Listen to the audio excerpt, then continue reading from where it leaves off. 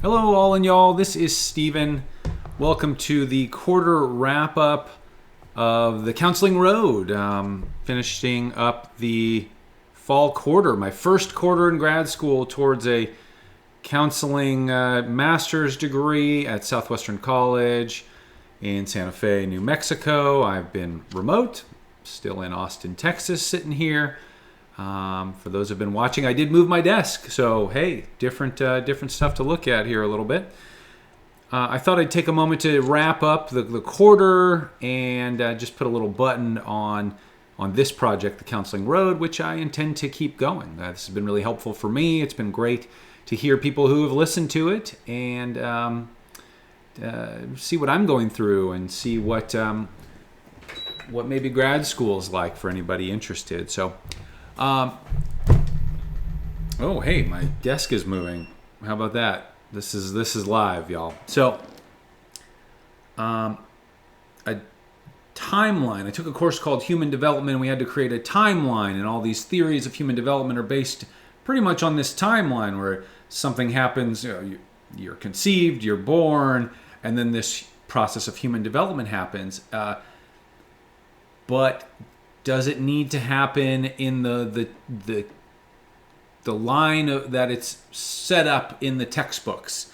And through watching my fellow students' presentations about their human development timeline and my personal timeline, tying in different theories from Freud to ecotherapy to the Ericksons to racial development and gender development, and the answer is no. The timeline is just something that was observed and can be observed maybe in many people, but I know for my personal development, I don't fit much of a timeline. Perhaps I did growing, at a certain point, but certain things like divorce and moving really affect how you're developing, and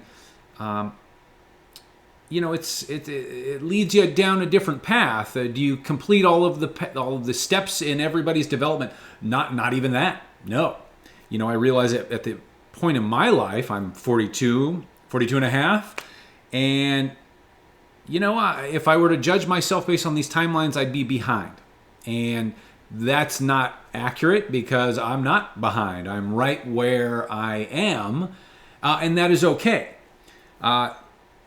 I will develop further. Maybe I'll develop the things that were supposed to happen years ago now, or in a minute, or in 10 years, or maybe not. Will my life be fulfilling? Either way, yes. So that pulls in a different theory of fluidity, which I know I've spoken about before. Brought about more in the multicultural awareness class when we talked about gender fluidity, and there's a sexual fluidity and relationship fluidity, which I apply also to politics, to religion, to anything. I'm not so dogmatic that I feel like I have to fit any singular construct of what a man is, what my love should look like, how I should be developing, etc. So this concept of fluidity is just, I am what I am, and that's just right. It fits what the book "The Body Is Not an Apology" describes. As every body is perfect. Every body, and doesn't necessarily mean to be the physical body, but your existence is just what it is. This is still something I struggle with. With health and with weight and things like that. I look at people and I bias, I judge them because of where they are compared to what I am or what should be again.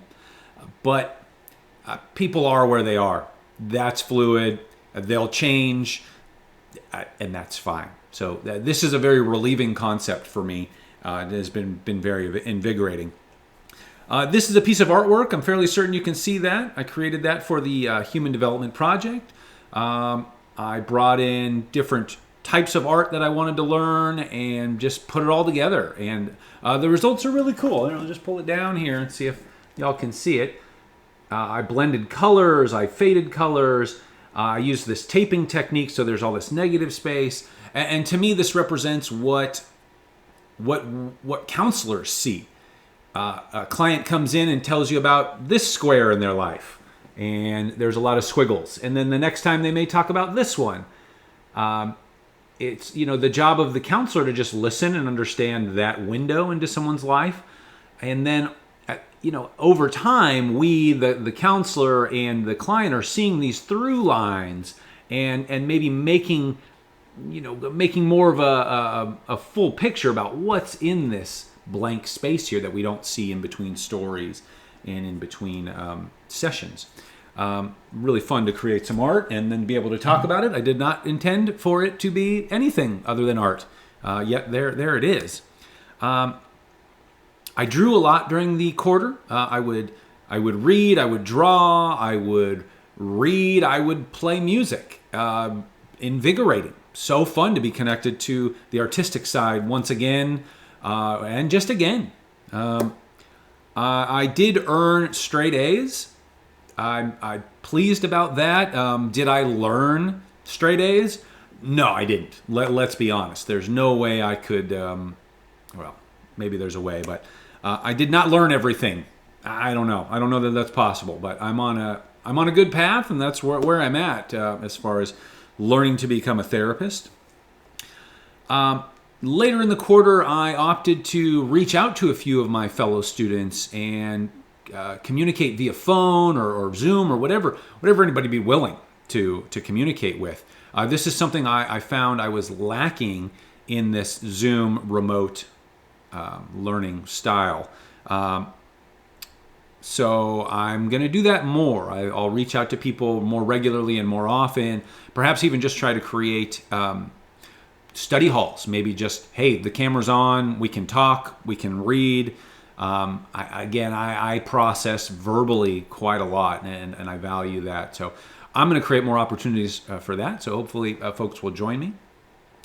I could ramble on and on here. I may move to Santa Fe in the winter to do the spring quarter, which starts in March or late March, early April, because I want to be in person. I want to sit in a classroom, learn from a professional, and be able to speak with my colleagues, my fellow students, because it really hit home, on the last day of the classes, which have been monumental and transformative, and we literally said goodbye and clicked a button, and then the screen went blank, and then I'm just sitting in my apartment alone.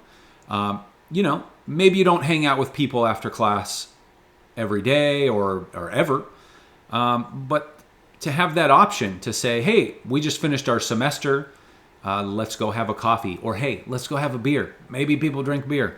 I do sometimes, and I'm looking forward to that. That's a big change. I haven't really told anybody that, and I'll tell the 10 people who watch this that I might be moving to Santa Fe in the very near future. Not a place I'd ever thought I'd live, but I think that's great. I think there's a lot to experience there in life, and I love Austin, and it'll always be a home. My mom's here, so that's a good thing.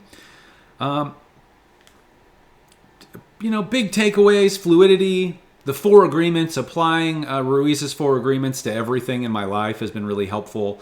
Am I being impeccable with my word? Am I not making assumptions? Am I taking things personally? And am I doing my best? That's a good checklist to have. Using the word available rather than I'm here to help. I don't know that I can help you, people, but I can become available so that you may use me to help you. That's something we discussed in the altruism class. And here's a quote I wrote. Let's see how it sounds after writing it a couple weeks ago. Altruistically, my role is to stay present and to stay out of the way of myself, to stay present and out of the way of the client, and in doing so to be leaned on. Writing's hard, and sometimes little nuggets like that make sense. Unfortunately for me, a lot of the stuff around it's a bunch of gobbledygook, but we're working on it. Haven't had to write so critically and to be reviewed critically in quite some time. Very humbling. Very, very challenging stuff to do. So with that, I bid you adieu to the first quarter of the counseling road. This has been a delight. I'm very happy that I completed this project. Even if I don't do any more, this was valuable. And I know a few people who listened and watched, and thank you.